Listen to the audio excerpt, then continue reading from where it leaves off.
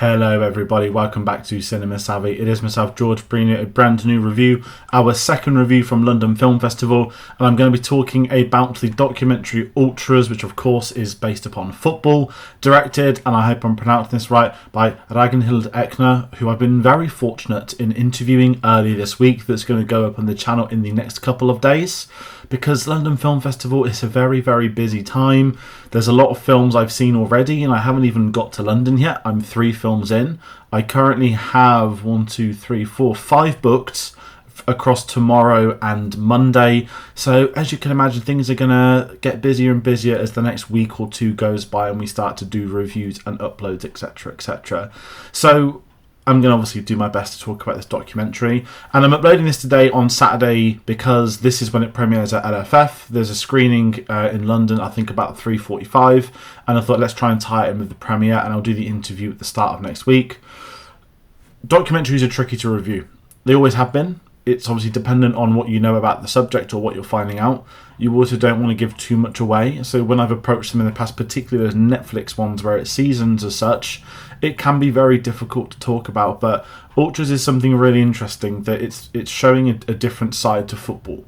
And I guess before I kickstart talking about the film, I want to give a bit of my background for maybe people unfamiliar with football. If you haven't seen the channel before, you haven't followed us, I'm not naturally, that's the wrong word. I'm a big football fan. I've supported Arsenal for, since I got into it in 2008 properly. Been on the season ticket waiting list 13 years, gone to away games up and down the country, many home games, and now Arsenal are decent again. It's impossible to get tickets. So the season ticket waiting list is probably not going to happen for God knows how many more years. So I really appreciate seeing football fans, particularly being fortunate to support a team that has spent many years in Europe. We've seen many great travelling supporters groups coming to England, being at the Emirates in those away seats, going around London.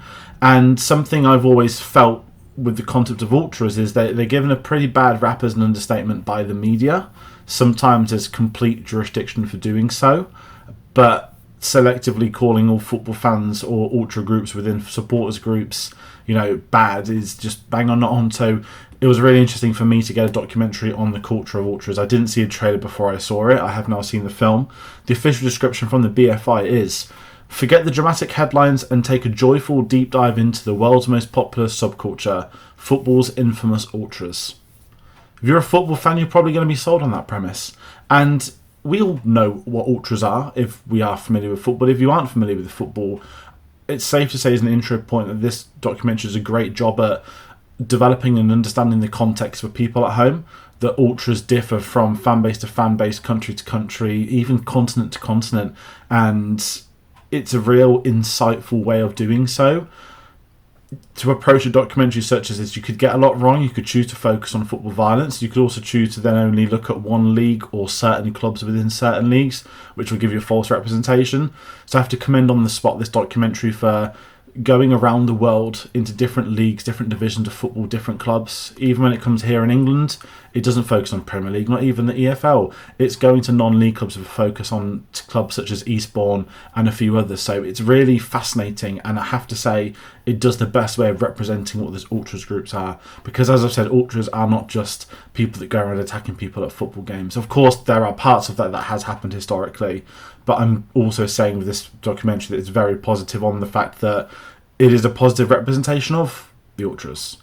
And that's a weird thing to talk about because it's a selective group and every club might differ, but it takes the time to go into these different groups, to spend time with different people and let them tell their stories of maybe how they got into football, or maybe why they watch football. Was it a coping mechanism to get away from their day jobs, or to get further away from issues? All the reason football fans have. It does a beautiful job at explaining that and allowing you to spend time with them.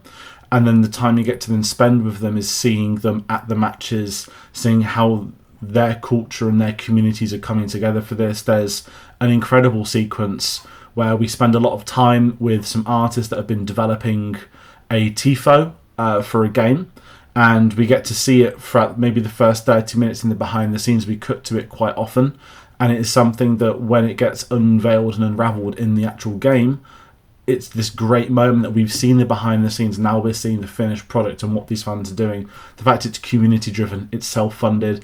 It's not the clubs giving the fans the money to make these things. It is the fans doing it of their own accord to create the intimidating atmospheres, to support their team and help them get those results on the pitch. I was really pleasantly surprised by the documentary and the fact it does go over those. And as I mentioned as well, talking with English Football League, the focus on Eastbourne to go away from the Premier League, we spend a bit of time with a Man City fan who speaks about the fact that football not only got boring, but it became very, I don't want to say plastic driven, but they bring up the point that you get forced narratives and forced atmospheres by certain clubs trying to cash in on certain trends elsewhere. Man City's a great example. It doesn't go into it respectively in this way, but you look at the purchase in 2008 and you can see, the fact they do the Poznan, which is stolen from another European club, the soulless atmosphere that you get at the Etihad, the empty seats that you always get there. Totally understandable why a Man City fan would choose to watch non-league football instead. But then when you get past that point, it's fascinating to see these local clubs. It's people's towns. If you're watching this here in England, you'll know exactly what I mean. I've got 2 non-league clubs about a 5-minute drive away from me. They might get a couple of 100 fans on a match day. There'll still be people turning up. And that is something that the documentary does a great job of exploring and showing to others who may not be familiar with that. There is a big talking point of this. And this is why reviews for documentaries I always find tricky, because you don't want to give anything away, but it's documentary. It's based off real events and displaying those. This film does detail the Portside massacre from Egyptian football in 2011. I don't think it's a spoiler to say that, but I didn't know this was going to be included in this. And what it does really well is the documentary chooses not to focus on the politics or the aftermath of what happened. We are told the story through the perspective of somebody that was involved with those events, that lost friends, that lost other people, detailing what happened in the events that led up to it with the political struggles of Egypt as a country, heading into the massacre itself and detailing the events in which that occurred.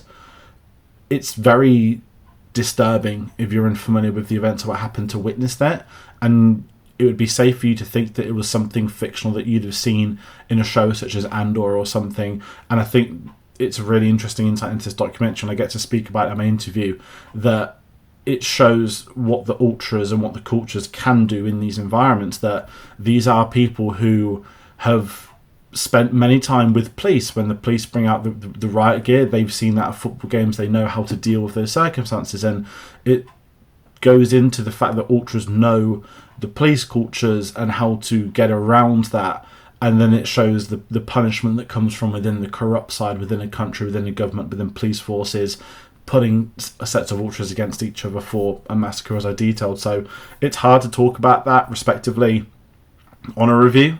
And I have to then say, obviously, go and see the film to find out more details.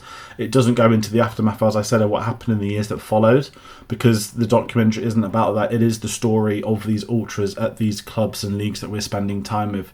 And I want to recommend the film for those purposes. If you're a football fan, I do think this is essential viewing. I think certainly here in England, there is this utter nonsense that nothing outside of English football is relevant.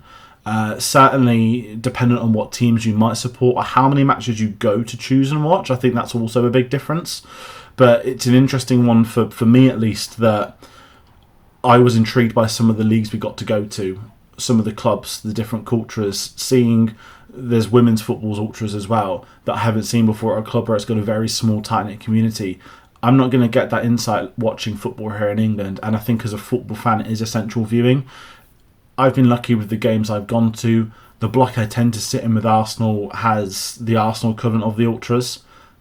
I wouldn't call them ultras as such, because the clubs reduced their ticket allocation down to 30 a game, and it goes to show the struggles we have, at least from my perspective, of seeing it. So when I'm seeing these thousands and thousands of people coming together, creating these amazing atmospheres, it's quite envious as a football fan, if I'm totally honest. It's very envious. It's something we're not allowed to do here, and if we did do it here, it would obviously lead to other issues that is highlighted throughout. So I'm recommending this for you football fans at home. If you're not a football fan, I'd be very curious to know what you think of a film such as this. I know Aaron's watched it, friend of the channel. He's not a sports fan at all.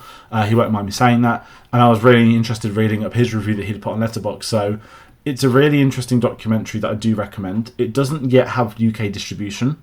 When it does, we'll share it on our social medias. There are 3 screenings of it at London Film Festival this year, and I recommend if you get the chance to go, absolutely try and see it there. It's something very different, it's eye-opening, and it's kind of what we want to see at London Film Festival. It's not the only football film that's going to be shown there. We're getting Saipan, which I'll be seeing tomorrow, which is a drama about the Roy Keane McCarthy fallout in 2002 before the World Cup. I'm very excited to see it as a drama, but it's always great to see documentaries, to see sporting documentaries at this film festival. And I think having a football documentary at London Film Festival, let's just say the country where football was born, in that cringy statement that England fans love to say, it's one of those that I recommend, and I really enjoyed watching it, and that's where this review is going to end. So that's my review on Ultras. As I mentioned, we'll have an into it with the director at the start of next week. Next up, I mentioned Saipan. That's not the next review on the channel. There will be a review for Benedict Cumberbatch's new film, The Thing with Feathers. A very interesting film. I believe a trailer has just been released to the public. That will go up probably tomorrow or Monday on the channel as well. I've got a lot of reviews to record. This is the first of 5 today. 4 or 5 today, on top of editing and everything else. So there's a lot happening on the channel. It's a very busy time of year. Thank you all so much for watching, and we'll see you on the next one.